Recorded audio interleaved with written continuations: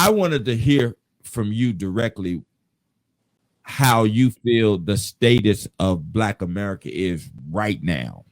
Like, what do you think we are right now? Intellectually,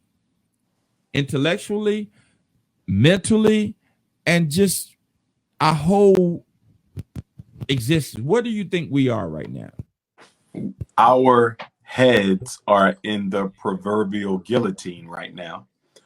You have no serious, national, non-religious political leadership. I'm not talking elected officials. I'm speaking of politics purely in terms of political economic solutions in progress. You have no serious, national, non-religious, okay, because I don't take religious leaders serious, okay? You have no serious, non-religious political leadership. You don't even have a Black bourgeoisie leadership anymore. They've been moved out the way.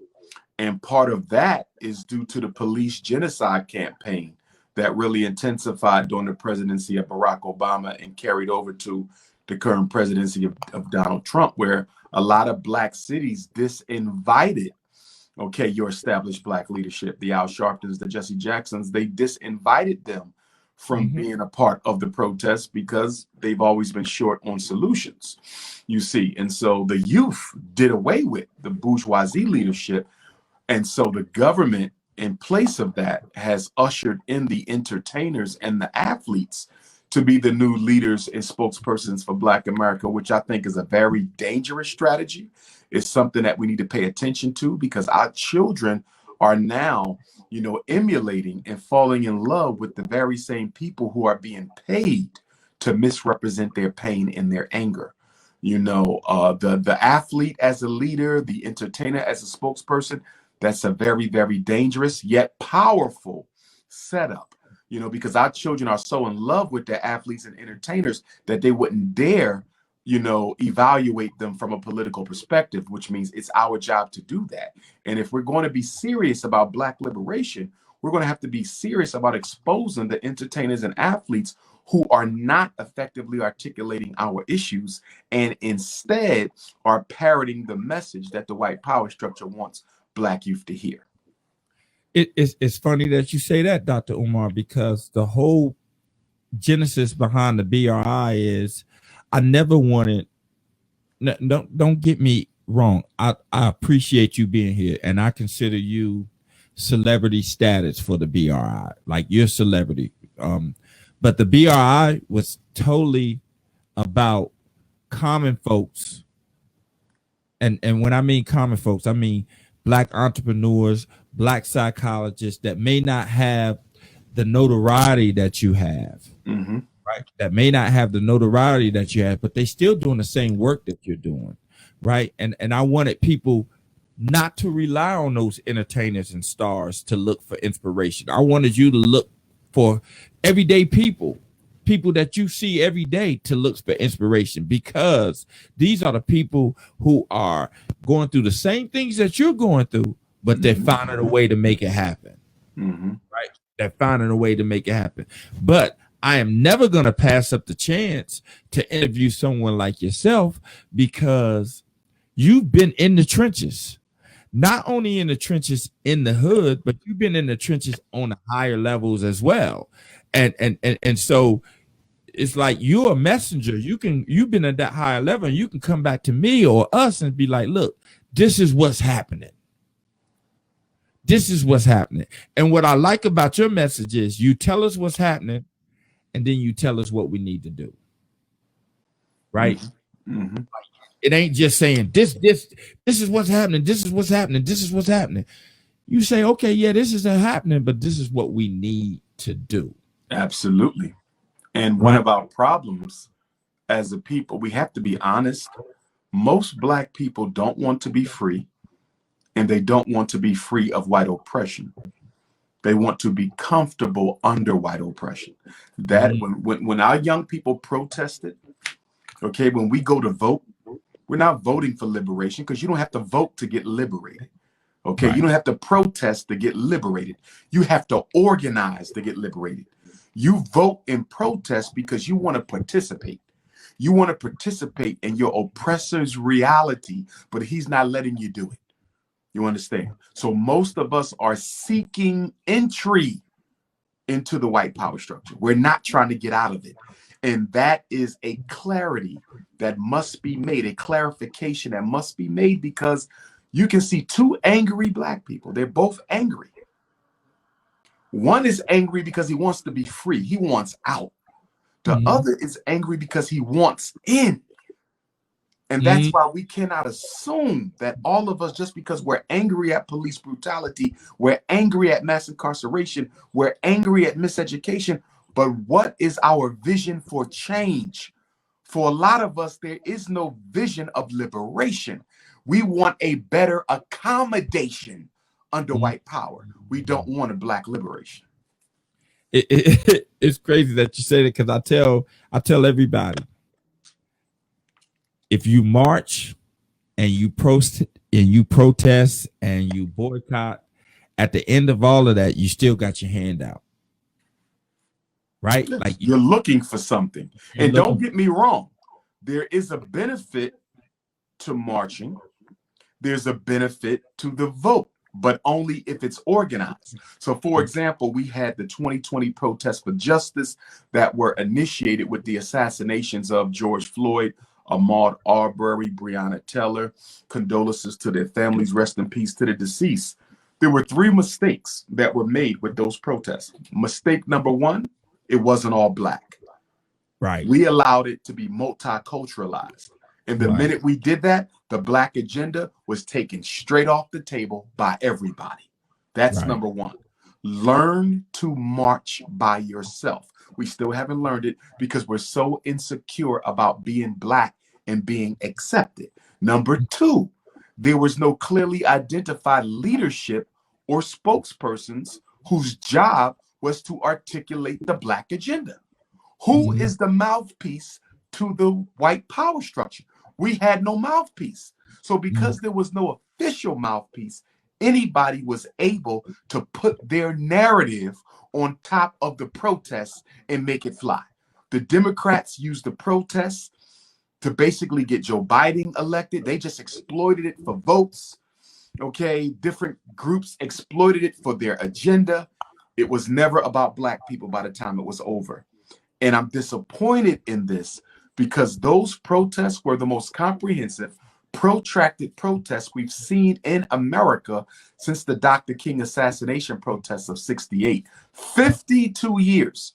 And the media had never put a light on the plight of Black America like they did a few months ago, and we totally wasted it. And the third mistake that we made was we did not project a platform of demands to the world.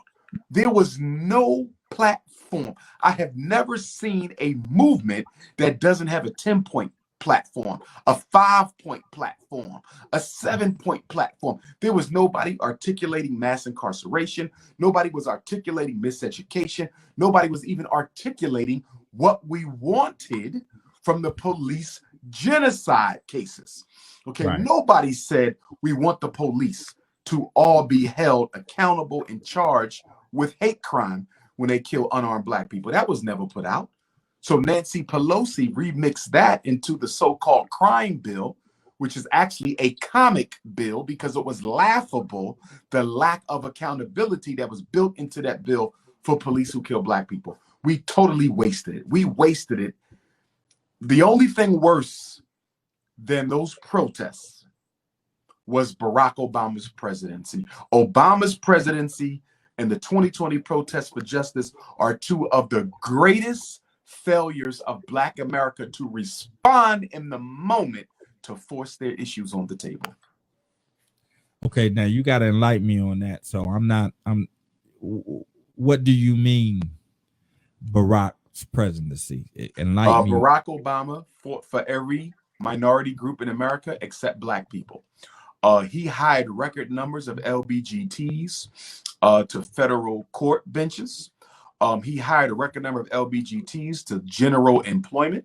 He passed 3 laws for the LBGT. He passed laws for immigrants. He passed laws for women. Not one law, not a single law did he pass to protect black people In 8 years, you can't give me one law that Obama passed to benefit Black people. You know, I have and I'm gonna tell you, Dr. Umar, I have a different stance on that, and my stance on that is that I sort of look at Barack Obama the same way I look at Thurgood Marshall, right? I love Thurgood Marshall, but when he went to the Supreme Court, right, they sort of made him ineffective because he's one justice, right? Like he's just one justice. So when I look at Barack Obama, I didn't really look at him to do anything dynamic for Black America except two things. A lot of people don't understand that when you register to vote, you're also making yourself eligible for jury duty, right? Like you're making yourself eligible for, that's how the jury pool is decided by registered voters, right? And then the next thing is, before Barack Obama, I could not look my son in the face and be like, yo, you can be anything you want to be. Right. Like, and so to me, it was symbolism. I don't think like the first of anything is going to get everything right. But to me, it was symbolism. So, but when you look back and you say, well, he didn't pass no laws for Black people, you're absolutely right. That's undeniable. You can't even deny that fact. Right. That you can't deny it. But for me, it was just, I guess I fell into the hope factor, right? Like I think a lot of us did, just happy that somebody that looks somewhat like me is there. But here's the issue though, respectfully, those who fell into the hope factor because they were looking for better accommodation, not Black liberation. Because if you're looking for Black liberation, you don't care what color the president is, he still represents the white power structure of America. And my problem with Black America, because of our political immaturity, we fail to recognize that Barack Obama was only a spokesperson for a larger system over which he exercises no control. So I don't want Black people to single him out for special criticism. I want them to treat him the same way we treated every other president, which was an enemy of Black America, period. Barack Obama is no different than Abraham Lincoln, which happens to be his hero, by the way, which told me from the beginning he wasn't going to do anything for Black people. Anytime you have a white supremacist as your hero, a Black man has a racist as his hero, something's wrong with that, you see. But again, with Obama, if we really want Black liberation, why are we comfortable with symbols? People who want to be free don't care about no symbols. We want freedom, true justice, and not symbolism. So for Black people to say, well, my son, my daughter got a chance to see a Black family in the White House. We've had greater Black families than Michelle and Barack. We've had Black families who actually struggled for Black people. I mean, look at the pantheon of heroes that we've had that we can look to, with who were genuine freedom fighters for Black people, not fictitious like a Barack Obama, but genuine freedom fighters. And I can't put Thurgood Marshall in the same category with the Barack Obama. The same reason why I can't put Nelson Mandela in the same category with the Barack Obama. Although they may have grown weak as elders, Nelson Mandela and Thurgood Marshall still had a history of struggle as youth. Thurgood Marshall struggled to desegregate those schools. You understand? His life was put at risk and threatened several times. So he has a history of grassroots struggle. So does Nelson Mandela. Barack Obama has no history at all that anybody can show that he ever fought for Black people a day in his life. I mean, I can't find one. But that's why I prefaced it and said that once they gave Thurgood Marshall, once he was elected to, well, appointed to the Supreme Court, They sort of tied his hands. Well, that was a consolation prize. Thurgood Marshall was appointed and confirmed for the Supreme Court in the aftermath of the riots of the riots of 67 and 68. And so the government said, we got to give black people something to stop the fires and the bombs and the looting. You understand? You had the Detroit riot, you had the Newark riot, you know, you had the red hot summer of 67. So the country was up in a blaze. And so they only put, if there were no riots, if 1967, if that red hot summer of 67 never happened, if Dr. King was never assassinated, Thurgood Marshall would have never been on the Supreme Court. That was a consolation prize to Black America. And Dr. Umar, you know what's crazy about that is once they gave us that consolation prize, nothing happened in the 70s. Oh, yes. Like there was like the 70s was like a graveyard for, you know, Black Americans, and so to speak, as far as trying to liberate themselves from white oppression. Well, remember now, the government wanted to make sure that Black America could never organize and present a formidable challenge to the white power structure ever again. So once they waged war, after they assassinated Dr. King, 68, and then they assassinated Fred Hampton, I believe in 69. When they came into the 70s, they said, we're going to get rid of the Black power and the Black Liberation Army. And then we're going to declare chemical warfare on Black America and economic warfare on Black males. So in 1970, they destroyed the economic foundation of the Black community by doing two things in the 70s. Taking out all the industrial building trade programs from our high schools and taking all the factories out of the ghetto. Most of our parents were able to live comfortable, decent lives with no college education. They would go and work for the factories and live a decent life with a decent retirement. The government said, if we want to destroy Black America, we got to destroy the Black dollar if we want to kill Black power. If we don't kill the Black dollar, we won't be able to kill the Black power. So they went into the high schools, make sure no Black males could learn how to use their hands again. No more electricians, no more plumbers, no more carpenters. And then we're going to take all the factories out of the inner city too. We're going to starve them economically. And then in 1980, we're going to drop the crack off. And then in 1990, Bill Clinton dropped off his 1994 crime bill with mandatory minimum sentences for nonviolent drug-related offenses. And so Bill Clinton effectively locked up more Black men than any Republican president in American history. And then in the year 2000, George Bush hit us with the Faith-Based Initiative, where he started funding Black churches with federal money. And that is what effectively sidelined the Black church from being the backbone advocates and instigators of Black justice. If you notice, since the year 2000, and we're only 20 years in, the first 20 years of this century, you can't name me a single megachurch minister. You can't name me a single megachurch minister on the national level who is involved in a serious struggle against mass incarceration, miseducation, gentrification, police genocide, or access to wealth. You can't name one. And that is the effect of George Bush's faith-based initiative. Your pastor is the new FBI. Wow.